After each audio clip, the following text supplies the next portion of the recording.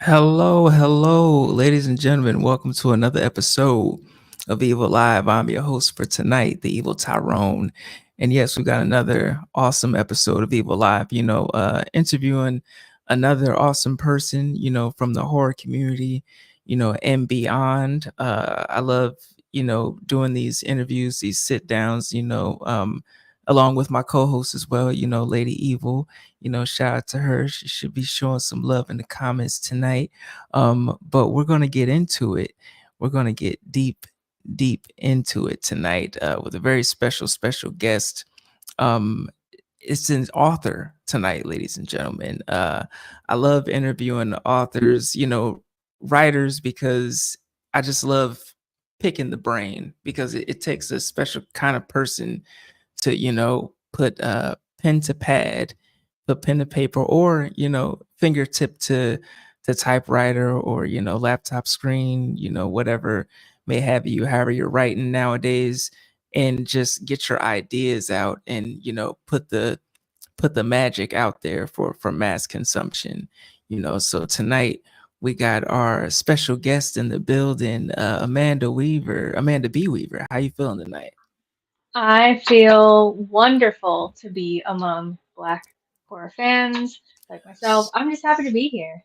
We're Yes. out here, and I've found my community. So thank you for having me.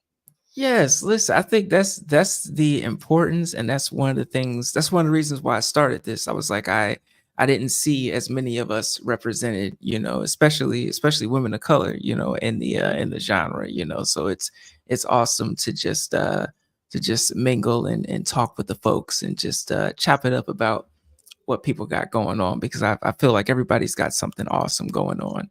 When I came across your stuff, I'm like, oh, okay, I just found someone else that's got something awesome going on. That's got that sauce that adds a little something to the horror community. So we've got Amanda Weaver in the house tonight, ladies and gentlemen, an author and podcaster. So Mhm. I'm excited. I always love talking to fellow podcasters as well. We got Jaleesa Taylor in the building, Lady Evil in the building. Thanks for stopping by, showing some love. We got double feature podcasts, Mika or Kira, either one, always showing love, always showing love, you know. But yes, we're gonna get into it. We're gonna get into it. So tell us a little bit about your horror origin story. Like, how did you get into the genre? Well, I would say begrudgingly at first because I'm the youngest of six. My siblings are much older than me, and in order to watch me, they went, I'm gonna let you stay up, but we're gonna watch Chucky. We're gonna watch, The Shining. So for Yeah. me, it was the introduction of, okay, I get to hang out with my older siblings and be one of the big kids, but then I had to stomach the horror. And they very quickly learned what was too scary for me and then would use it as leverage in oh, if you tell mom I stayed out late, the boogeyman's gonna get you or something like that. So then I started to go, okay, well, if these things are real, let me learn more about them so I can figure out how to fight them. So if you stay ready, you Yes. don't have to get ready. So then I started watching these horror movies more critically, and then I just fell in love with them. So it went from a let me get my battle strategy together in case Chucky does decide to come to my room, Yeah. and then it became this is amazing. I love this genre. It's you're able to tell so much with a horror movie, be it a slasher or possession, and it just grew from there. Yes, yes, I love it. I love that you mentioned Child's Play as well. Do you have like a favorite Child's Play film? I'm gonna say Bride of Chucky simply because I love Tiffany. I love the Yes. introduction of her, and it just that movie's so campy and of its time that I it's a comfort watch for me for sure. Yeah, it's definitely one of those fun ones. Even from when it first came out. Like, I remember I caught it the first time at the drive-in, which was very awkward during the sex scene, between Chucky and Tiffany, watching that with my parents. So very, very awkward indeed. We got Chris. Chris C, the slasher dude. Thanks for stopping by, Chris. Thanks for stopping by. Showing some love. Chris says OG first Child's Play so damn good. Yes, yes. Hmm. I'm one of those people that said there are no bad Child's Play movies out there. None, none at all. Yeah, You I know. agree. Now let's get into what you do. Like, how did you get into writing? And could you tell us a little bit about your works yourself? Sure. So I got into writing just both my parents were storytellers. My mom wrote poetry. My dad was that one who would tell you a bedtime story at night, and he would make it up a lot of the times. So I got into just having both parents who are very creative in that way. I've always been a reader, and I just started writing when I was in high school just to kind of work through my feelings and such. And it just sparked from there. I first went into fantasy, but all of the things I've written have always had a bit of a darker element. So I think my first book was very much like that contemporary fantasy set in this world with vampires, light gore, to my most recent title, back here. I can never figure out where I'm supposed to point back here, which is basically if Dante's Inferno and the Wiz had a gory, horny, gruesome, slightly campy love child, it would be No One's Gonna Take Her Soul Away, which is my most recent title. So the progression was there if you've read my writing from the beginning. Wow, wow. I love that description, Dante's Inferno, meets the Wiz. Like that's a wild time. That's a wild time. I definitely added it to my list because I know my fiance, Lady Evil, she loves the Wiz, so I'm like, Mhm. if you love the Wiz and you love, horror elements and things like that, I'm thinking we'll dig this. We'll dig this one. We'll definitely be digging this one. Yeah. Now you're into fantasy as well, right? Hmm. So how did you get into fantasy? Like, and do you view like fantasy as in the same vein as horror, or do you view it separately? I mean, I've always loved fantasy. Most of the books I've gravitated towards when I was a kid had fantastical elements or horror elements. So it was always that girl that was into vampires and werewolves and witches and things like that. So I think that they're definitely, I'll say sisters, maybe even cousins. They're not twins, the Yeah, fantasy and horror genre, but they're closely related because you're taking concepts that don't, to our minds, normally exist in our world, and you're infusing them either into this world or a second world. And both genres require a lot of world building, a lot of careful plotting and planning.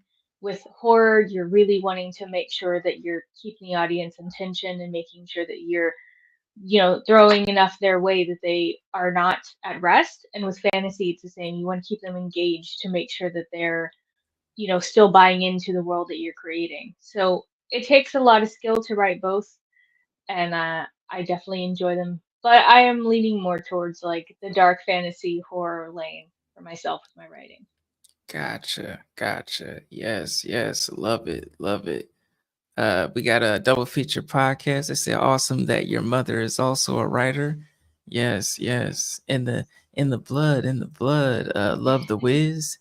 Yes. And Mhm. Chris says, yeah, strangers pray at night. I like a little more than the first. Listen, always down for some strangers love. Have cheetah will view. I love that name. Thank you for stopping by. Thank you for stopping by. Jaleesa says the Wiz is my shiznit. LOL. The Mhm. underground train scene was horror for real. Yes, yes. Listen, Get on down the road. Yes, yes. See, we're all a part of the same family. We're all a part of the same right? family.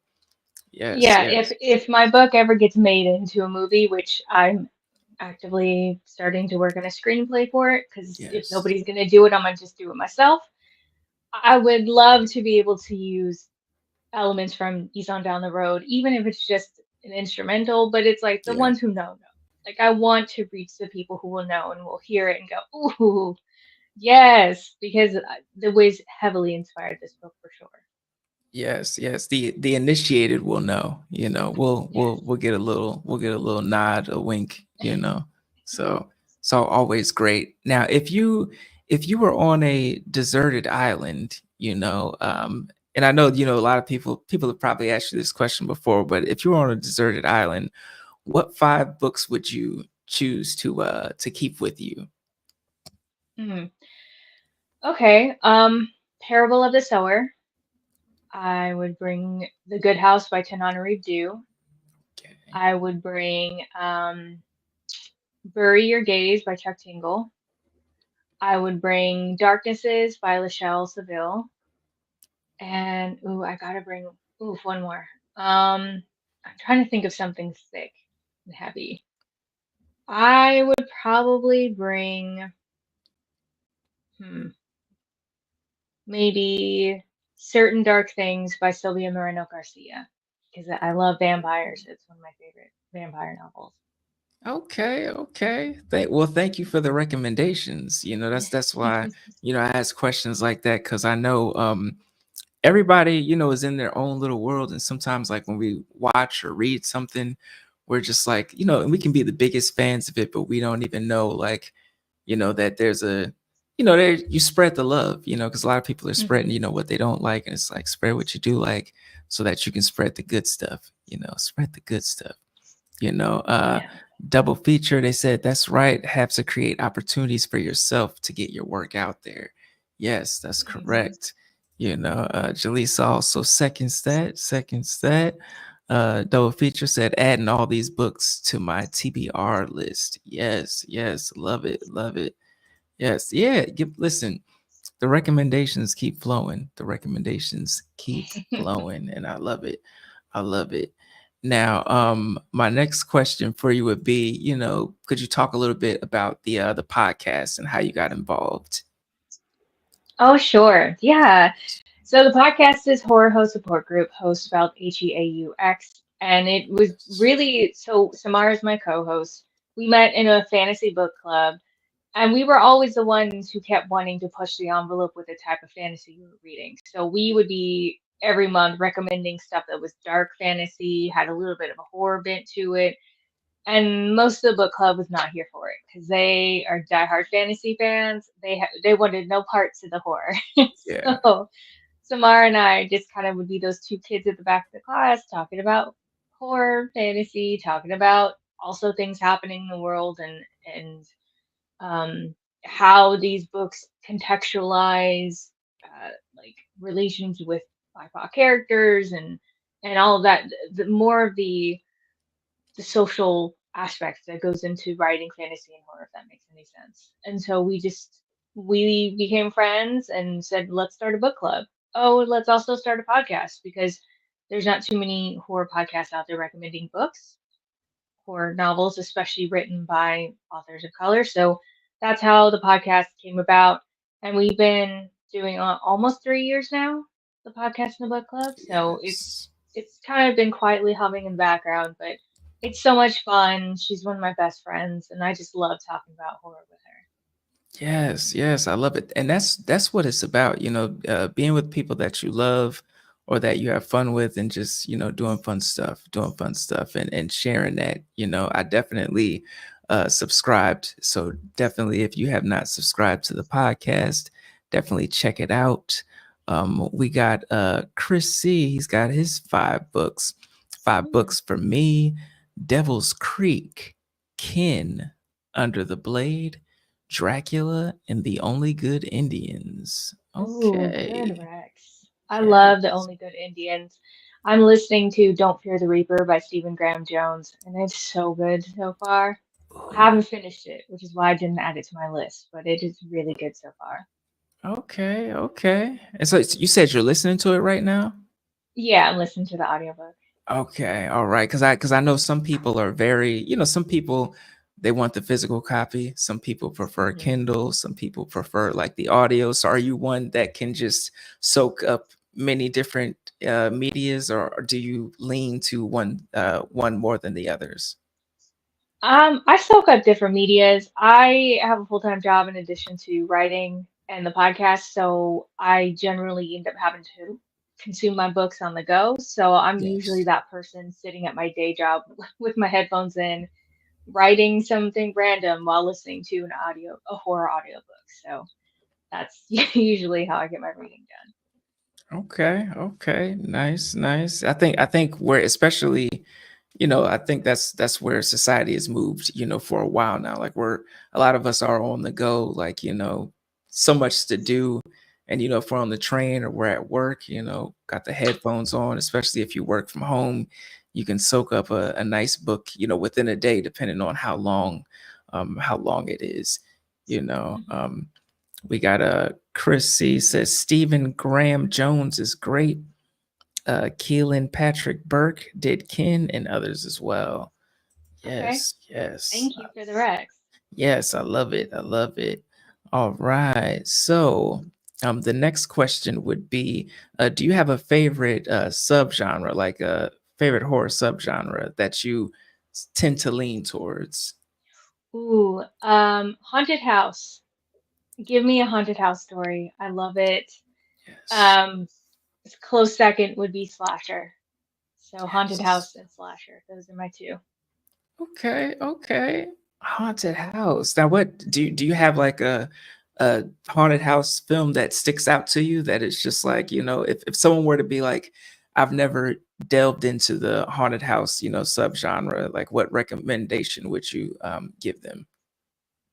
Um, I would say Hell House LLC for kind of like a deep cut. I think if we're talking about more mainstream, I would say Insidious. I know that that's more haunted person, but the events happen in a house. So Yes. we're gonna say in the first Insidious that those would be my recs. I think for a book, it would be The Good House by Tanana Redo, hands down. Is Yes. probably one of the best haunted house books ever. So always my rec there. What about you? I said haunted house, and you were like, yes. Is that one of your Yes. favorites? You know what? It's up there. It's like one of my top three favorite in the subgenre because it's so classic, like you Hmm. got the cobwebs everywhere, you got the possibility of a haunting, but it's like what type of haunting? Like, as the decades have gone on, like we can have ghosts, we can have demons, we can have witches, anything, Hmm. people just leaving certain things in the house and stuff like that. But I think if we're talking about like recently, of course I love like the haunting of the haunting on Hill House, you Oh know, yeah. um and then the haunting of Hill House with Mike Flanagan. I love Hmm. that. And I Classic. think but something that really like hit me within recent years was the Deep House. Have you seen that? Oh, is that the one where they go on a tour of a house underneath? It's on the lake or something? Yes, yeah, it's under the Yeah, yeah, water. Yeah, yeah, yeah. I yeah. love that That was one. pretty good. Love that one. It's Good follow. I don't know. I had never seen, because we've seen so many different haunted house iterations, but I had never seen anything underwater before. So it kind of Hmm. hit different, you know. So now Hmm. you mentioned Hell House LLC. Have you seen them all? I have, yes. I I think still the first one's great. The fourth one had some really good jump scares. Uh, Definitely not as good as the first, but it was up. I'd say the first one, the fourth one, the second, and then the third is how I'd rank the Hell House series. All right. Well, that's a nice ranking. That's a nice ranking. I think hell I love being in the horror community because I feel like a movie like Hell House LLC can get its just dues. Like people show it its love. Like Hmm. people really stand for that franchise. I think my favorite would be the fourth. It's the clowns. It's the clowns in there that get me. It was the clowns and that scene where the hand is on the kind of the side of the wall, and then the face slowly comes over, and then Yes. they hold on that shot for so long. It just felt so audacious. I was like, you're getting bold. These ghosts over here, they've got audacity. I'm like, Yes. I have never seen that before. Listen, especially like when it's dark and you got your headphones on and you're watching something like that, like it's just sets the mood. It sets the mood. Damn those clowns. What did you think of think it was the second one where they were trying to get out and the clown was, in the hallway blocking them out. Like I that's like one of the scariest scenarios for me, Hmm. just Yeah. Was it the second or the third one where they're like in kind of the basement, they're going through the paperwork, and you just see one of them walk past kind of behind them or whatever? I can't remember. it, Yeah. it, yeah, it's Yeah. listen, I don't even know if I could be on set, to be honest, because some of these things look like, I mean, I know it just looks too real. It just looks too real. Hmm. I think they deserve I think Hell House LLC deserves like some sort of amusement park. Just turn the whole thing into like a haunted house, a haunted ordeal. You know, we got Chris. He says LLC is a great found footage film. Yes, yes. Hmm. Hello, found footage is definitely doing its thing as of late. I recommend A Dark Song. Okay, A Dark Song. Gotta check that out. Double feature says Hello House. Hell House LLC is a good pick. Yes, yes. A lot of love for that one. Chris says OG House on Haunted Hill as well as the fall of the House of Usher. Oh, that Yes. was a great show. Oh, that was such a good Chef's show. chef's kiss. So where do you rank that? Like, well, since I mentioned that, have you seen the other Flanagan shows on Netflix? Oh yeah, Mike Flanagan's probably one of my favorite horror creators. Anything he creates, generally I will watch. So I would say Hill House first, then House of Usher, then Midnight Mass, then Bly Manor. And now listen, I know a lot of people that like to tussle, especially the people, my fellow people in the queer community who are like Bly Manor is so full of like just Yeah. queer yearning. But for me, I rank it last simply because it was more of a slow burn gothic horror, and I like my horror to be a little bit faster paced, a little bit more in your face with it. But it's still beautiful, and it's still, I think, some of the most moving television we've had recently. It's not that I didn't like it, it's just I like the other ones better. I don't think Mike Flanagan's really done anything terrible. And now let me say that. Let me just make sure his next projects aren't bad. You know? I know he's doing like some Stephen King stuff, so and The Exorcist. So let's just cross our fingers on that I mean, he did a hell of a job on the what is it, Gerald's Game, which was one. that Yeah. Stephen King adaptation. I really enjoyed that one. But yeah, everybody's ranking for these shows is different. People can get very passionate, but this is a safe space. Evil Live is a safe space. I think my top would be Bly Manor, simply Mm, because I didn't know that I would be so emotionally invested into the characters as I was, at the end. But I think mhm. behind that, like the best one would, of course, The Haunting of Hill House, and then I would throw in the fall of House of Usher, and then I would throw in the Midnight Mass. I think Midnight Mass would be higher for me if it wasn't such a slow burn. Like I enjoyed the dialogue, but it was like for rewatchability's purposes, like it can be a lot of dialogue, Mhm. but I enjoyed like Flanagan. He's doing the damn thing. He's repping hard for the society, so Mhm. I love that. uh yeah, double feature podcast says been wanting to see a dark song. Okay, I gotta check out this damn dark song. What is, I gotta Me go. too. It's another recommendation. Chrissy says any Poe story and HP Lovecraft if you like his work. If not, I understand. Yeah, I feel like I don't know too much about HP Lovecraft's uh work, besides like the mainstream stuff or whatever. But Poe, he's done a lot, for the culture. What are your thoughts on Edgar Allan Poe and H.P. Lovecraft's work. I think with H.P. Lovecraft, it's a you have to take his work separate from the absolute unrepentant racist that he was. So you Yes. have to read his work like this Yeah. almost. I would say I generally prefer Poe more, just because I like his writing style more. Telltale Heart, I read that in high school and it still stays with me, so I really enjoy that.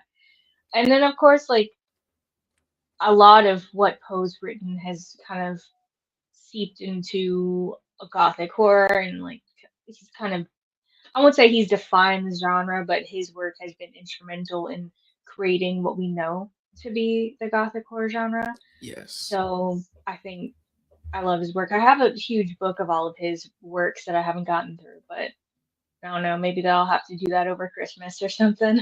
Yes. Yes. So what's your favorite Poe story? Is it The Telltale Heart? Yeah.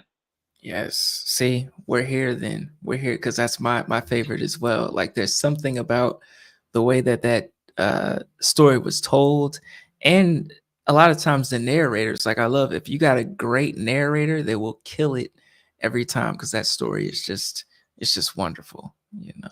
It's Yes. And I think people can relate to it because we've all been there when it's like you have a roommate and you're just like, listen, if you say one more thing,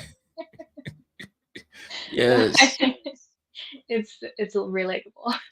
Yeah, the madness. Like we're all just a little bit, you know, we're all a little bit there. Some of us more than others, but you know, we be naive to believe that we don't all have a little bit of that madness in there. Um, we got a double feature podcast says the deep house is a good one. Love the underwater take on it. Yes, yes, Chris, yes. Deep house, definitely good. Chris Flanagan. Yes, Chris Flanagan is a master storyteller. Yes, yes, some more Hell House LLC love and the houses October builds are great. Found footage films. Yes, I've got to check the houses October build out. I have not checked Mhm. that one out yet. Um, let's see, the newest Hell House starts filming next month. But yes, yes, we're definitely listen. We're eating. Horror is eating this year. We're definitely fed and full this year from all the awesome content.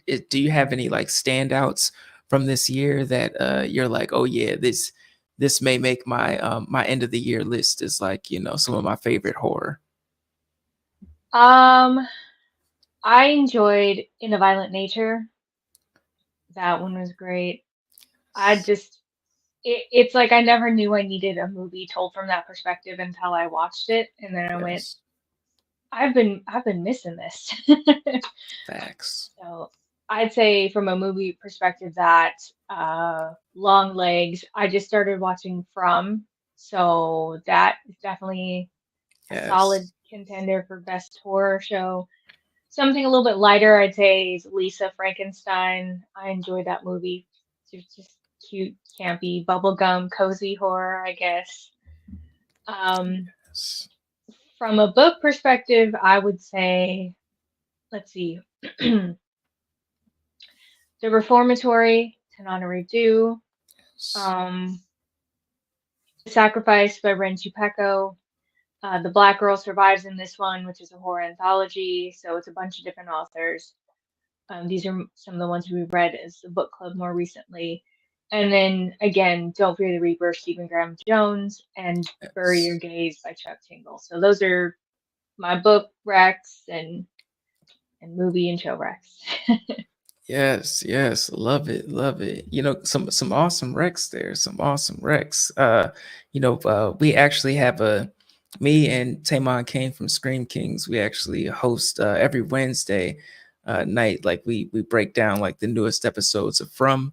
You know, so you know Okay. if you do catch up, you know this season, you're always welcome to hop on and discuss the new season with us. It is getting a little crazy this season that they're bringing it. They're I bringing it. I would love that, and yet yes, it is. Yes, yes. We got Chris. He says a color out of space and in the mountains of madness. Okay, that is a crazy title, but I'm interested. I'm interested. Have Cheetah, Dagon by Stuart Gordon was really good. Yes, yes. Got Reanimator as well. His take on Frankenstein. Yes, Reanimator was top tier. Yes, and Amanda repping the IFC Midnight. Yes, yes. Love it. Love it. And Jaleesa, she says, yay, Lisa Frankenstein is my jam. Listen, she Yeah. she, she told me to, she been telling me to watch it for the longest, and I finally sat down and watched it. It was pure fun. It was pure fun. Like I loved Hmm. it. Loved it. Yes. So yeah, some more people with some love for Lisa Frankenstein. And yes, you have to come chat with the Frumily. Yes, double feature podcast. They frequently join us on there as well, Yes. as well as other people in the horror community. It's pretty much an open, we keep it like an open format, so anyone can join who wants to jump on and talk about the show, because we all fromily and we got to get the word out. Gotta get the word out. I love Um, that. Yeah. yes, yes. Now, if you could name a film you wish you could have been on the set for, like a horror film, what film would that be? Oh, this is a great question. Mm, hmm. Talk to me. Yes, yes. It's such a great film. I love that it was two YouTubers. Like that's what people knew them from. Like, people knew their work, but like when you say, "Oh yeah, it's Raka Raka," that's what people knew them from. And it's inspiring that this is their feature film debut, if I'm not mistaken, and they Yeah, knocked it out of the park. I would have loved to be involved in that from the inception because that movie was impressive. That was definitely one of my top movies from last year. Yeah. love it, love it. Yes, that was definitely I think that was my favorite movie of, if it was of last year. It was just from first viewing, the music, the characters, the story, the scares, the perspective, because I had never seen demon possession, or possession being meshed in with, like drug abuse themes and stuff like Mhm. that. Like it was very, like, I loved it. I loved it. We got a lot of love for Talk to Me. Yes, Talk to Me. It was definitely up there, up there. Yes, it was different. That's why we loved it. We definitely loved it. Still hoping to snag Talk to Me soon from my library. Yes, yes. And Jaleesa says, y'all, I brought Tyrone the evil hand from Talk to Me. It broke a month later. Yeah, it did. Yeah. Wait, just sitting on your shelf, it just broke? Oh Or no, I was moving, and I like, we were moving into it. We like, she bought it from me, and then like a couple weeks later we moved into this place, and I was putting it on a shelf somewhere, and I think I bumped something and it just fell on the ground and shattered. I didn't expect it to shatter the way it shattered, but it was definitely, it creeped me out a little bit, because I'm like, of course, this thing isn't haunted, given the context. But seeing the movie, I was a little creeped out. I was like, I need to. I think this holiday season, I'll cop another one and place it up on the mantle, safely awesome. somewhere where it doesn't fall and shatter into pieces. You Oh know, no, that might have been your sign. The ancestors listen. like say you don't got no business having this in your. Listen, because the one off the website, the 824 website, you can smoke out of. So I was like, all right, I can smoke. I was like, that's what it's for. And I guess somebody was like, nope, nah. So, but yeah, yeah, we got more love for Talk to Me, love Talk to Me. We uh we have that hand in our movie room. Yes, yes, somewhere safe on a sturdy surface. I got that hand from Umbrella. Yes. Okay. So multiple merchants out there selling the hand. I have a Ouija shark in my movie room. Wow. I, a Ouija shark? So is it so it's a shark covered in Ouija symbols? That is very interesting. That is very interesting. Hmm. I'd be scared. I'd be terrified, but that is interesting. Like have you ever played with a Ouija board? No, Yeah, no, yeah, me neither. Me neither. no. Yeah. I've had like a Ouija board coffee mug that had the stuff on it, and I almost got because I'm moving soon, so I almost got a planchette to hang on the wall. Yeah. But then I was like, no, Yeah. I'll just stick with getting skulls and Camp Crystal Lake signs and all that. Oh yeah. Yeah, I got the flask and I'm like that's enough for me, That's enough for me. I don't need something that someone can peek in the window and set something off. I don't need anything set off on the home front. On the home Hmm. front. Though feature says I don't play with the Ouija board. Yes, it's a lot of people who don't. We gotta be on point with what we do. You know, now with it being 2024, and just we got all these different horror content creators and directors and just all sorts of things that people get into podcasts and all that stuff. Like how does it feel to be in the horror community in 2024, and be producing, be a contributor, in multiple ways. It feels amazing. It feels like horror's finally getting its due. It feels like the horror's finally being taken seriously.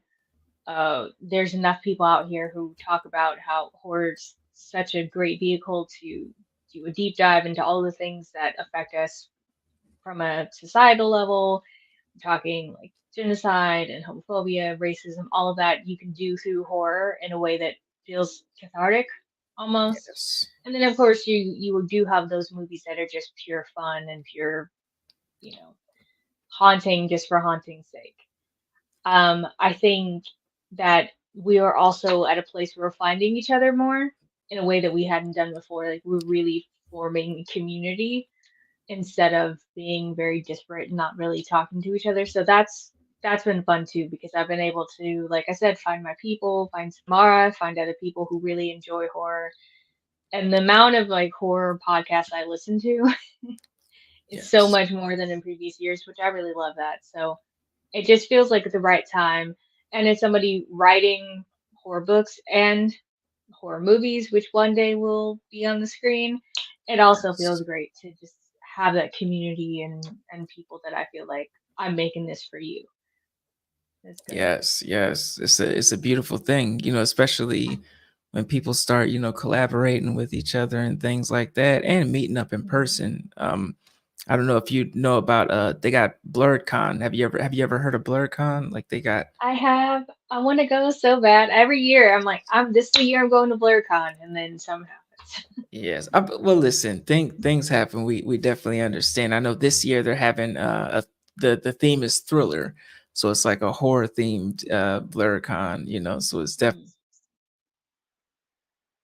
definitely, going to be the year to go. But I'm sure they're going to be expanding. They always what I love about them is it's a celebration of nerddom in general. So you got fantasy, you got anime, all that stuff. Mhm. From just stuff that blurs love, but also they have a nice representation of horror up there as well.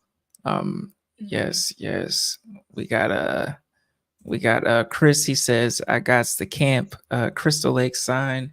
Yes, yes. Love the listen. I love when people let it be known what memorabilia they have, because I feel seen. I feel seen and I feel heard, we got a double feature that says, yes, the horror community is really great with building connections. Yes, Mhm. yes. Love this community. And thought on Perfect Blue. It's an anime thriller, Giallo style. You know what? I have not seen Oh, it, but I've heard great things. It's on my I list. haven't heard. I'm gonna have to add that to my list. Yeah, I've been trying to get more into giallo style horror, so definitely will Yeah. add that to my list. Yeah, Giallo is wild. It is wild. Now, if there was a horror film that you wish you could have seen for the first time, or a horror novel you wish you could have read again for the first time, which one would it be? I think I wish that I wish I could have seen The Exorcist actually in theaters when it first premiered. Like Yes, not knowing anything about it when it because my mom had that. She saw The Exorcist when she was in high school. It scared the hell out of her, and she had to have her brother, like little brother, sleep in the same room with her for a couple months because she was scared. But if I could see The Exorcist like for the first time, that would have been an experience for sure. yes, yes. So what was it about it that because for me it was like the faces flashing on the screen, like subliminally. That stuck with me to this day. Like, was there anything specifically that stuck with you from The Exorcist that still creeps you out? Like, if you were to view it in the dark today? It's the faces on the screen. It's the voice of Yes, Pazuzu that gets me. Um, I think it's the scene where she's like you see her face and it's like she's having a vision of Marin appearing, and then you get that yes, iconic scene when he arrives. I don't know, just something about her face in that scene always kind of gives me like, creeps me out. So I just think the whole movie would be so good to just have that communal experience for the first time in the theater and seeing that. It would have been magic, I think. yes, yes. I love that. I love that. Now we got a double feature. It says, "I've heard of Perfect Blue." Yes, it's people are saying. Jaleesa says, "Yes, Perfect Blue is a classic." Chris says, "Giallo Rex, Deep Red, Blood and Black Lace, Cool. Torso, Don't Torture a Duckling." Thank you. Wow, All right, wow. now I have my homework. Giallo Yes, movie. yes, yes. Um, yes, and double feature podcast. They say The Exorcist is still a terrifying movie. Yes, it's definitely a masterpiece, definitely Hmm. up there. Now you talked a little bit about like how horror affects people and things like that. Like, does it do anything at all for your mental health? Because I like to ask people that, because it does a little. I feel like it does a little something for each and everybody. But does it do anything for you for your mental health at all? I'd say good and bad things. I mean, I definitely have my comfort movies that I rewatch, and some of them are horror movies. Like Scream 3 is one of my comfort movies. I know a lot of people don't like it, but I still just put it on if I want something in the background. Um, but I do have to be careful with consuming too much of it because I am an Yeah. anxious person, so I do have to take breaks, especially as I'm writing horror. So it's like I gotta pick a struggle, right? I can't have where I'm watching a horror movie and listening to a horror book and writing the same Yes. day. I kind of gotta just pick and choose what I'm gonna do that day because otherwise I'll just be walking around super neurotic and not wanting to talk to anybody. So yeah. Now, I love that you say that because I feel like sometimes we don't necessarily know like how what we're watching may affect us, even if what we're Mhm. watching is something that we love or something that may bring us comfort in a certain situation. But to be like, okay, I can take a break, I can love this thing, I can write about it, I can film it, but I can take a break from it and be like, okay, just for my mental health, just for my overall health, just for Mhm. balance, for the sake of balance, you know um yes, yes. Now, do you have any favorite horror villains, that stick out to you? That just like, if someone were to ask you who's your favorite horror villain, like, who would that be?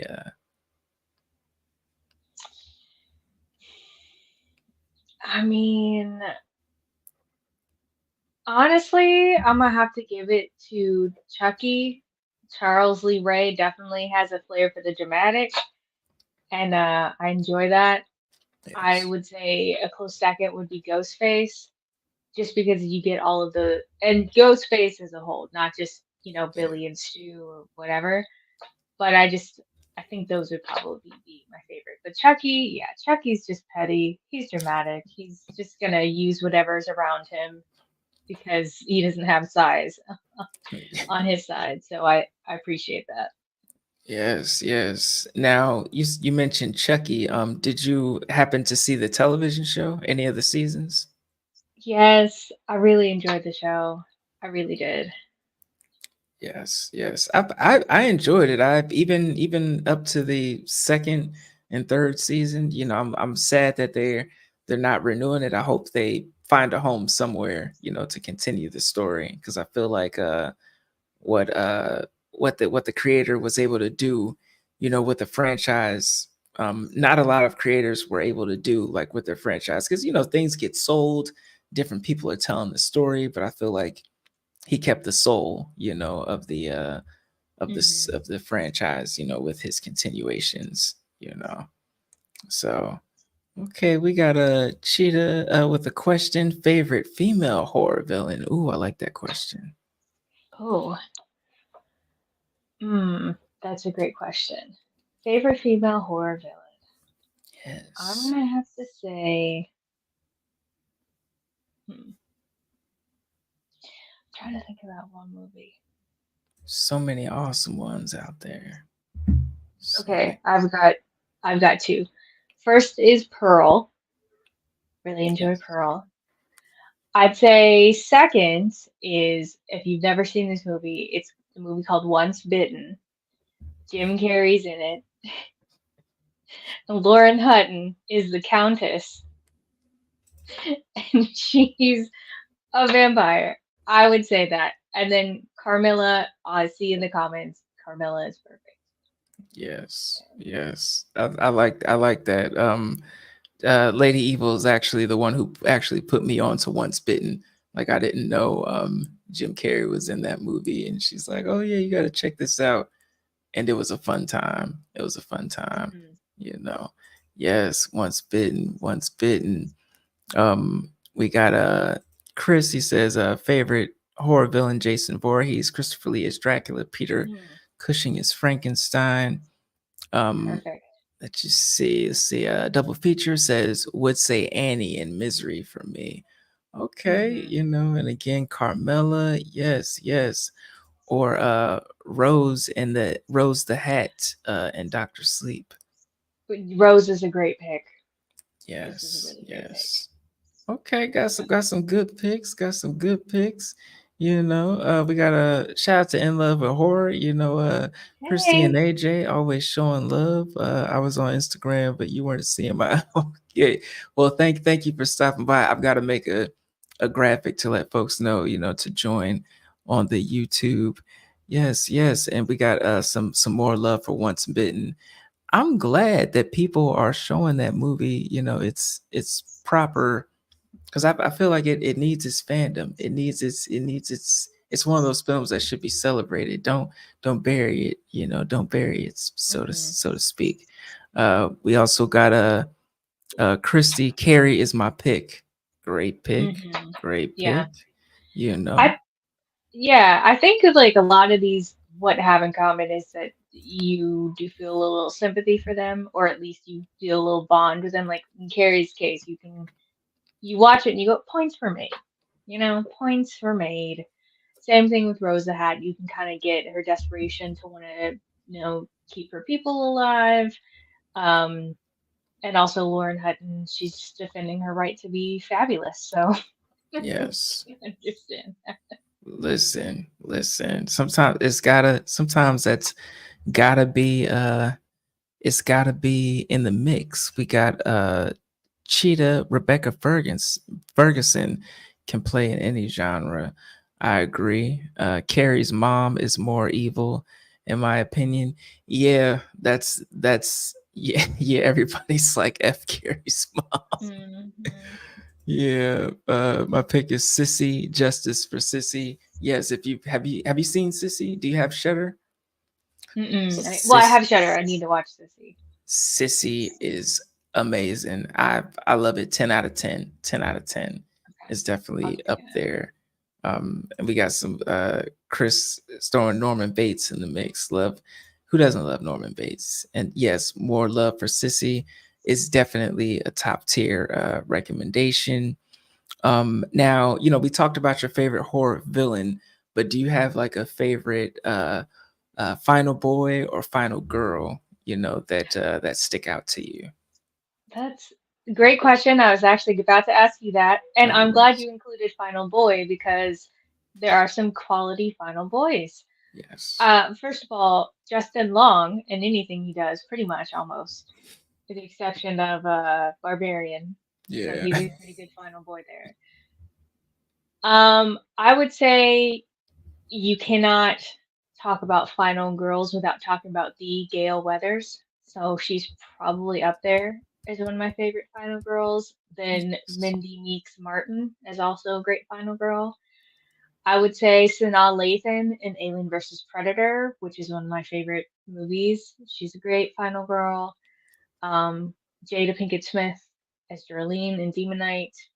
And then Amber Midthunder, I don't remember her character's name, but Amber Midthunder, who's the final girl in Prey, which was a Predator movie set back in like colonial times. So those are some of my favorites. Yes, yes. I love it. I love it. I do see some love for Justin Long. Chris says, "Hell yes, Justin Long in Barbarian. He was not a good guy in Barbarian at all. He was the total opposite. The total No. opposite." I love that Yeah. he loves the horror genre though, because he's so good in it. And I'm not sure if y'all have seen the Goosebumps show that was on Hulu Yes. earlier this year. Yes. He was really great in that one too. Yeah, yeah. It's always fun when you see an actor act in the genre, but you can see that they love it as well. Because some people they just take the role. They're like, yeah, I never heard of Batman until I got the role. And now I'm reading the comics, or I've never heard of this character. But it's nice to have like people who are fans of the genre actually inside of the in the genre. Hmm. And Jada, I've loved that you mentioned Jada and Demon Knight. Like that was top tier, along with her opposite, Billy Zane, which Billy Zane's Hmm. a national treasure, himself. So definitely up there. I would say, if I'm going to pick like a final boy, I would throw Roger out there, and from Night of the Demons. You know, Hmm. um, he's Yeah. definitely up there for the black guys. Making smart decisions, making smart decisions. We got In Love with Horror said all great picks. Yes, yes. Double feature says great final girl picks as well. We got some Demon Knight love, Geraldine love, Hmm. Lestat. Yeah, but like Yes, I listen. Interview with a Vampire. I love the show. So much better than the movies and the yeah, book, if we're yeah. talking about it. Lestat is a great vampire villain. And so is Armand. Let's also not forget Armand, the master manipulator. Yes, yes. I feel like everybody who's seen the show, they're just goo goo gaga over the show. Like it's definitely, I feel like it was definitely one of the best. Like are they the season? When is the second season coming out? Or did it come out already? Is it So the second season's out already. okay? The season three, they're hopefully going to be filming or are already filming now. But the first season's on Netflix. Hopefully, the second one gets on Netflix soon too. But if you haven't seen it, you got to see it. It's so Yeah. good. Yes, yep. Like it's a lot of my friends in the community have seen it. They've bigged it up, and Jaleesa, she's seen it. She's always telling me to, oh, you gotta watch this, you gotta watch this. Let's stop. Woo. Armand is the worst though. Yeah, yeah. It's so much to watch, and I get so many recommendations. It's like, oh my god, I'm swimming in a sea of recommendations. We got Chris says, I know the series is different from the Anne Rice books. She was an interesting author. Yes, Hmm. yes. Jaleesa says, I'm hoping they finally talk about Queen Akasha in season 3. Same. As the Yes. casting needs to be right. Ooh. Hopefully it is. Hopefully it is. But the casting Who needs to would be you right. throw out, like, and this doesn't have to be someone that you're concrete on, but if you were to cast Queen Akasha right now, who would you cast as queen? Well, I had tweeted that I think Nicole Bahari should play Akasha because she's a great actress. She's gorgeous. I think she can have chemistry with anybody.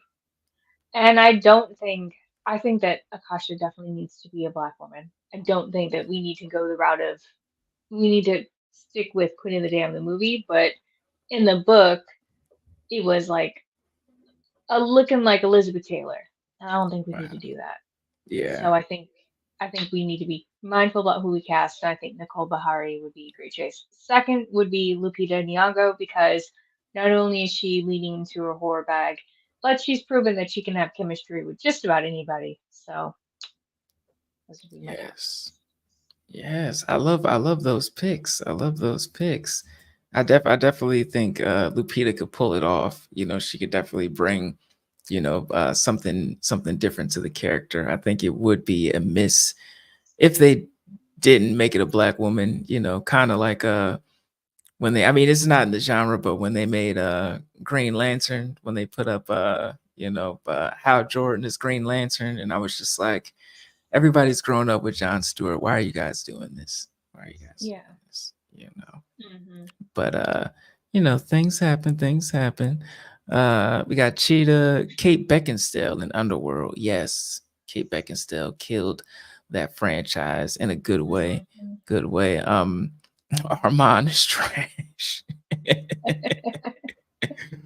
Yes, yes. Nicole from Sleepy Hollow, definitely a good pick. Definitely a good Hmm. pick, People agree that she needs to be black. Yes, yes. Nicole Bahari would be great. Love her in the Sleepy Hollow. Oh, I'm sold. Because I was like, I have to Google what this woman's face, but now I know who you're talking about. I'm sold. That yeah, yeah, Yeah. yeah. She can do it. She can do it. She can do it. Yes, and Jaleesa agrees as well. Yes, yes. She can definitely play Queen Akasha. Yes, yes. Now, my next question, for you, because I before we end the interview, and I want to thank you, for chatting it up with me and the Yeah. community, getting to know you a little bit better through the lens of horror. So I've got two questions, to ask you before we roll out of here. The first one is, we're in an era of like virtual reality and stuff like that, and there's a space for horror in there as well. So if I put on, the Oculus goggles and I'm looking into Amanda B. Weaver's world, what am I seeing? Like paint, what's the sky looking like? Like what's the environment looking like? Let's see. It would probably look very gothic-y. Think like skeleton key vibes. Think Twilight, perpetual Twilight. Think palm trees, but also Spanish moss. So you're getting that mix. Um, that's probably it. And just like I said, a lot of like gothic, where there's a bit of an impending doom, but you don't exactly know what's going to happen. I feel like that's probably what you would what you would see and experience. Oh yes, yes. I'm sold. You say impending doom, I'm sold. I feel like we get a little bit of that in real life, but I feel like you would bring a style to it. You bring, a style that it'd be a certain aesthetic, that that would keep people coming back. Yes. Oh, thank you, Cheetah. A great interview. We need more interview shows like this. Yes, yes. Absolutely. Listen, that the horror community is full of them. Is full of them. So whenever, that's why I love like interviewing new people. So whenever like you look on the page, whether it's me up here or it's me and Lady Evil up here, like the folks that we're talking about, everybody pretty much has a podcast or YouTube channel, or does feature films, things like that. Like, always check us out, so you can just go down the list and be like, oh, here's that person, here's that person. It's all horror all the time, because that's what we're here for. But the last question, that I'm going to ask you is, if you had 24 hours to spend as your favorite horror creature, or it could be like a person or entity, who or what would it be for 24 hours? Oh, Akasha, Queen of the Damned, hands down. Yes, Come on. yes, yes.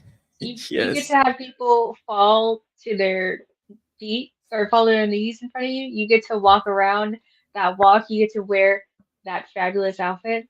Come on. And you get to yes. fly. Akasha. Listen. I I love it. I love it. I love that answer. And no one's ever picked that answer. So I'm glad that I feel like there's an era of Akasha that's about to resurgence, resurface, So we're a part of that. Yes, yes. But I want to thank you again, for joining us and chopping it up with us tonight on Eva Live. It was awesome getting to know you, and why you do what you do, and thank you for your contributions, to the horror community and just art in general. Like, we always gotta thank the artists, because without them, life is just a little bit, less, without artists in our lives, but I want to thank Chris, want to thank have Cheetah Will View. Thank you for stopping by. Double Feature Podcast, always, and Love It Horror, always. Lady Evil, thank you for sliding in. Thank you for sliding in. Anybody else who stopped by and chatted up with us. If I missed you, I apologize. Just scrolling to check to see. But yes, and also make sure you check out, the podcast as well. Because it there's literally so much content. Like, I checked out just a little bit of like your catalog, and I'm like, okay, Hmm. they've got something going on here. The horror hose support group podcast, Hmm. love it. And make sure that you also check out Amanda's book, No One's Gonna Take Her Soul Away, which is available on multiple platforms, for you to soak up. Anything else that you want to promote or plug, for the people? I mean, I just want to say thanks for having me. This is such a great conversation. Would love to chat with you on the Horror Host Support Group Yeah. podcast. Would love to be back, join the Fromily and talk about that show. So this is so great. It was so nice chatting with you and like seeing all the comments from this horror community. In terms of plugs, yeah, just check out No One's Gonna Take Her Soul Away. Check out my other book, In the House of Transcendence, which, wait, you can kind of see back here Yes. behind Oh, me. And then the podcast again, Horror Host Support Group. We've done a lot of episodes. I highly recommend, especially the if you like this book, you'll love this movie, or if you like this movie, you'll love this book episode where we talk about book recs based on certain types of movies like slashers and possession and horror. So just check us, support each other, and yes. thanks for having me. Yes, yes. And that's another episode of Evil Live, ladies and gentlemen. I'm your host for the night, the Evil Tyrone. And that has been another episode. And as always, peace, love, and horror. And we out of